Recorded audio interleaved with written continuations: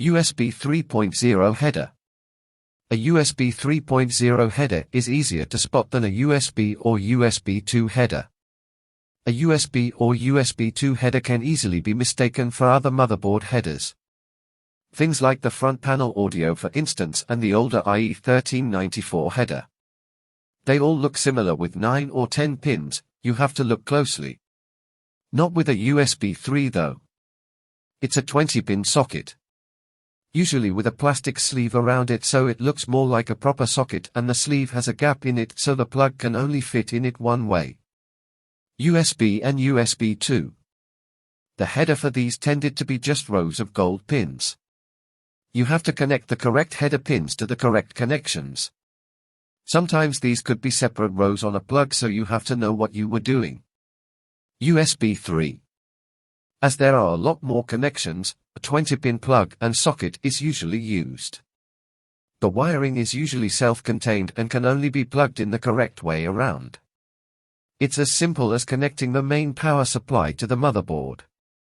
Although the plugs look like 20-pin ones, there are actually only 19, as a corner one is missing if you look closely. USB on a panel. There are various ways that the USB sockets are mounted. This bracket fits in the back of the PC case and the blue plug goes into a USB 3 header on the motherboard.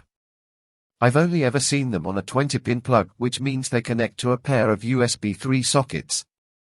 These are either on a bracket that fits into the PCI slots on the case or a half bay on the front of the case. This fits into a half-size bay on the front of my PC case. Depending on how old your motherboard is, it may not have a USB 3 header at all. USB 3 came out about 2010, so if you have anything around or just after then it won't have USB 3. You can add USB 3 to a motherboard though by using an expansion card. If you have a USB 3 header socket on your motherboard though, you are best to use that with the appropriate sockets, as you won't use up a valuable slot on your motherboard. USB front panel headers. Apart from the fact that you'll usually have a limited number of USB 3 sockets, for instance, my motherboard only has 2 on the back panel. Having them on the front not only leaves the ones at the back for permanent things connected, but it means anything you want to connect to USB 3 temporarily, like a USB storage drive, can just be connected at the front rather than trying to guess what's happening around the back when you can't see it. How to identify a USB 3 port. This isn't as straightforward as you would think. A good indicator is the color. USB 3 ports are usually blue, however, this isn't always the case. There are a couple of ways that I use to identify ports and USB drives. These are software applications. The first one is USB to View.